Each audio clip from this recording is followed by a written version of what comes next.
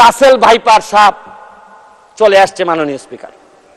এই সাপ আসার কারণে সরকারে যখন সাপ আসে প্রকৃতিতে বেজি থাকে, এই বেজি করে কি সাপরে নিয়ন্ত্রণ করে, কিন্তু এই সরকারে দেখা যাচ্ছে বিভিন্ন জায়গায় রাসেল ভাইপার আছে কিন্তু বেজি ওই পরিমাণ নাই যে এই সাপরে ধরবে। মাননীয় স্পিকার, আপনি দেখেন এই আমাদের প্রতিষ্ঠানগুলা কত দুর্বল হয়ে গেছে। আমাদের প্রতিষ্ঠান একজন ভদ্রলোককে দুদক ধরতে পারে নাই, একজন ভদ্রলোককে এনবিআর ধরতে পারে নাই, বাংলাদেশ ফাইন্যান্সিয়াল ইন্টেলিজেন্স ইউনিট ধরতে পারে নাই। আর এনবিআর এর মতিউর রহমানকে ধরলে একটা ছাগল ছাড়াই এই লোককে তো আপনি আনতেই পারতেন না।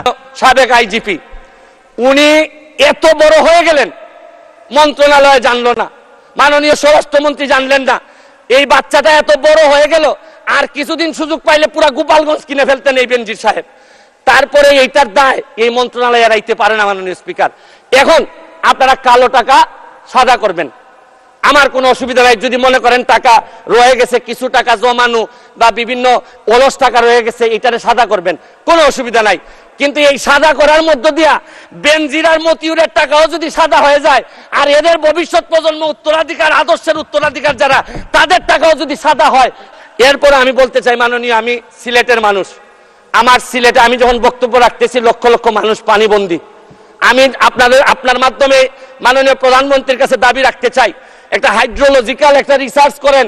আমাদের এই পানি আগে কখনো বন্যা হইতো না, এইরকম 22-এর বন্যা, 24-এ বন্যা, আমরা একেবারে দেবে গেছি পানির নিচে। মাননীয় স্পিকার, এইটা জানা দরকার যে আমাদের এই ভারত থেকে আসা পানি কোথায় কোথায় বাধা পড়ে, এইটা দেখতে হবে। মাননীয় স্পিকার, অনেকে সন্দেহ করে মিঠামইনের রাস্তাও আমাদের এই দুর্ভোগের কারণ।